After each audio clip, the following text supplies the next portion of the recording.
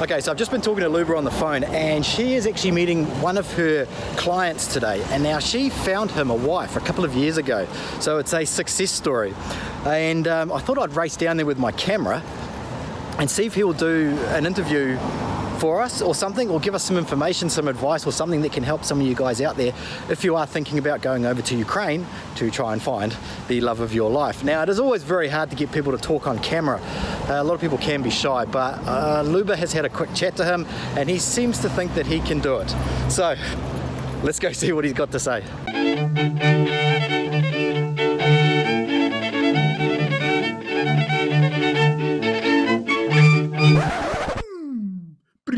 Hello guys, it's Luba again, and today we have an interesting meeting. We have an interesting interview, and this is Clifton. It is my client that been lucky, and he is still. Why is that? Because I found my wife in this country through you. Great. And yes, this is the couple that I created in 2017. Yes, I think 17. Yeah. Right. And I will attach some pictures to this video because I've been at the wedding. I attended the wedding in Texas. Thank you very much for the invitation. It was my pleasure. It was a lot of fun. It was very good people around, and I was very honored to be there because everybody knows me. You told such good things about me, and I remember even how they did a hand for me, like they started clapping a little bit to me. So it was my pleasure to meet your family as well, and your sister, and all your relatives and friends. But today, because guys don't know you, I would like to ask you some questions. And of course, the most interesting question for now is, why did you decide to come to Ukraine? I know that you've been married before. I've been married twice before, and I decided I wanted something different.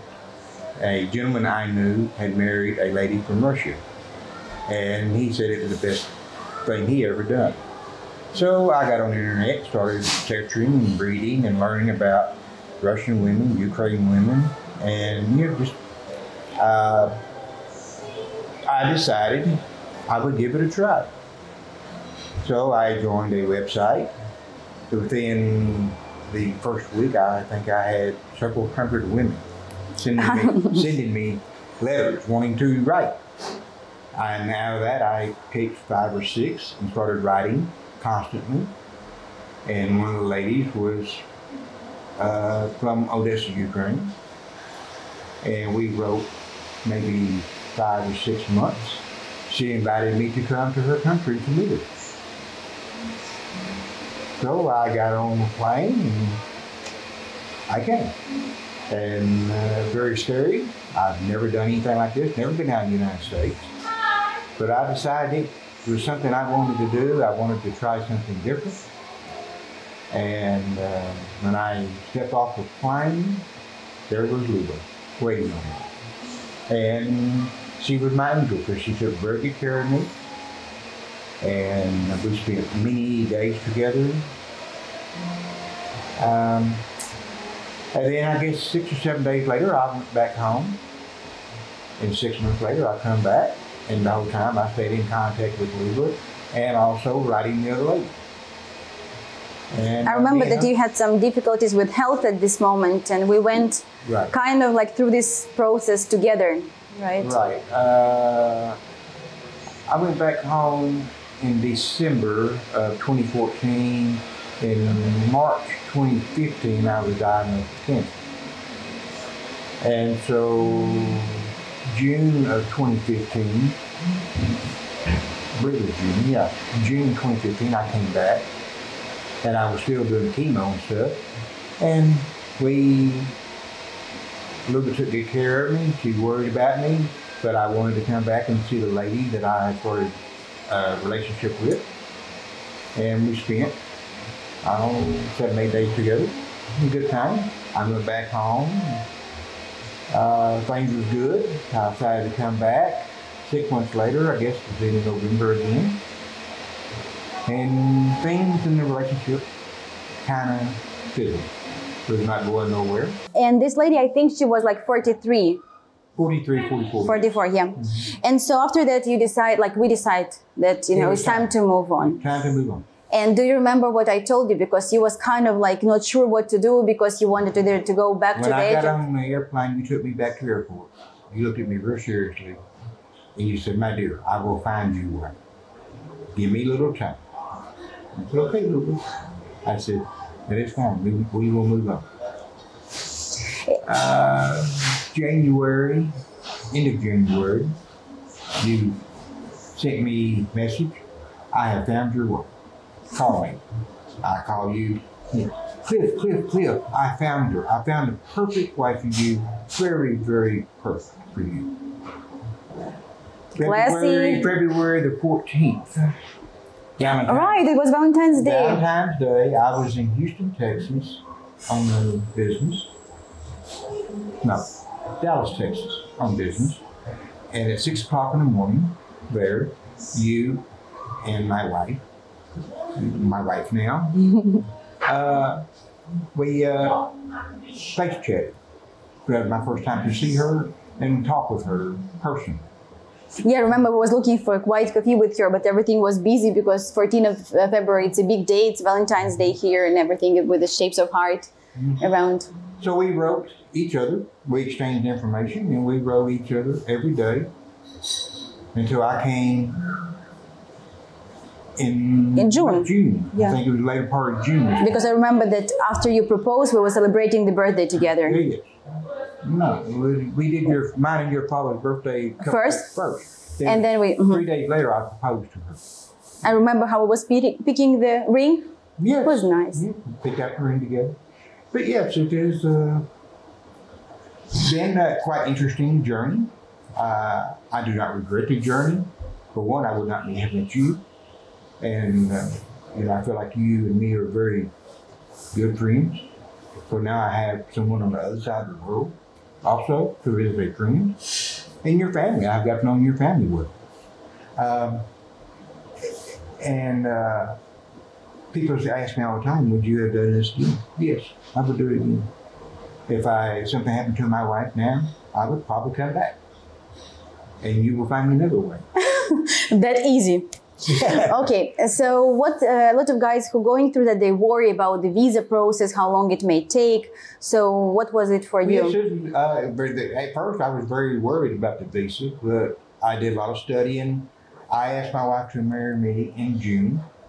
1st of July, end of June, I went back home and got some rest and got everything straightened out. First part of July, I started the visa application for her. You was using some service, I remember. It was used, Rapid Visa, I think. Rapid Visa out of Las Vegas, I believe it is. And very inexpensive for what they do for you. Yeah, remember because I was helping. I think in the first part of December, her visa was approved.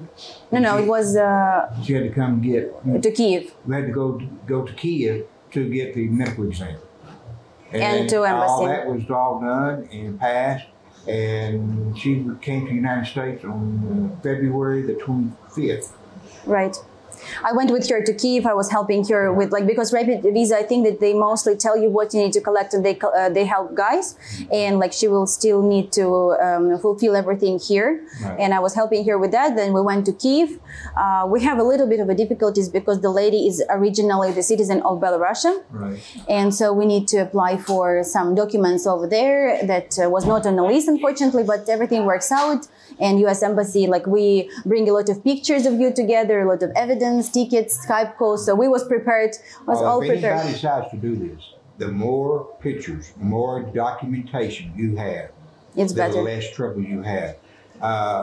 Through Rapid Visa, the 6 months I had her visa. She came here February 25th. We got married on March 25th, I think it was. Yeah.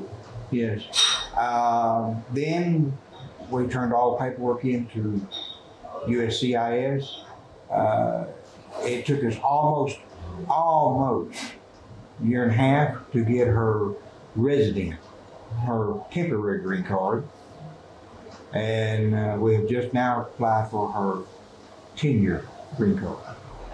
It's second one, right? And then the third stage is the residentship. I believe, citizenship. If she decides to. She can just renew a Green card. green card every 10 years. She wants to stay citizen. Right.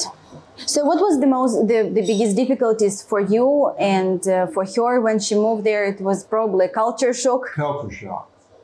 The very first day she landed in Houston, it was dark. She couldn't see a whole lot. I remember you pick up her with balloons and with you sent me a picture immediately. When next morning when we started to go back to where I live in Texas, just all the cars and the freeways and all the downtown Houston, and it was just much for her. And then, you know, the way we do things are different than the way they do things. And, it just took a lot of time for adjustment. She'd never used a washing machine and dryer before. She never used a dishwashing machine. This is all stuff she never did not have any idea about. I, on the hand, asked this woman to marry me and didn't even know she could cook. And I didn't know she could cook until she got to my house and she goes, I took 3 years of culinary school. I am chef. But remember when you was in Odessa, even like I came to your apartment, she was like, he said, I want to go for breakfast. And so she didn't like, she understood that you want to go to the cafe or somewhere, but she brought all the stuff to apartment and she started making the pancakes, I believe. Yes. In a rented apartment with no, like with nothing there, but she was trying to make it very nice. She brought like different boxes with different food. So what would you say about the difference? So you can now compare like American wife and Ukrainian wife. I've been married twice before and they more cared about their stuff than they did me. The wife I have now cares more about me than she does herself. Sometimes even a little bit too much? Huh? Sometimes even a little bit too much, care? Too much. Sometimes make you think I'm too childish. I don't know, but she is, you know, and I read this about, you know, there's women from this part of the country. They are very caring and giving. They give you your heart. As long as you treat them right, take care of them, you will never have to work. They will take good care of you. She also wanted to take a part in the interview, but we're just limited in time. And where is she now? What is she doing? She prefers her dentist here. She still has a problem with the expenses of the United States, when everything here is so much cheaper. So she's had a toothache for 3 months, and she says she's not get fixed till she comes here.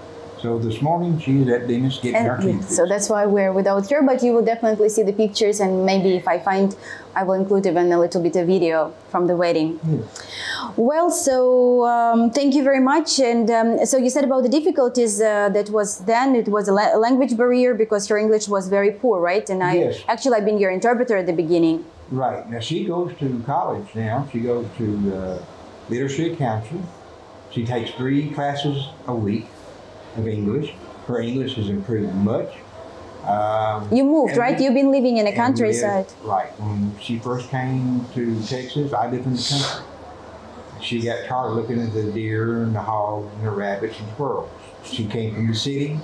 So we decided to sell and move to the city. We have a nice apartment in the city now, and she gets to ride the bus to go to college. She has 5 or 6 lady friends that they're from all over the world also, that going to these English I remember when I came, she was very confused and she only wanted talking to Russian-speaking ladies. There was a photographer at your wedding. It's him, right? He was married this Galina from Russia, and so she was friend of her kind of, but now she told me that she's friends with even a Muslim lady there, one from Mexico, one from... 2 from Mexico, 1 from Africa, 1 from Tahiti.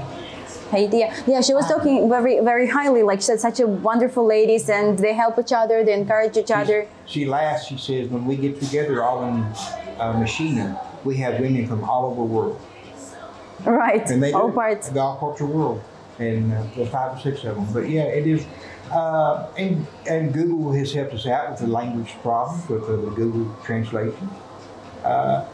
You can do it, but mainly.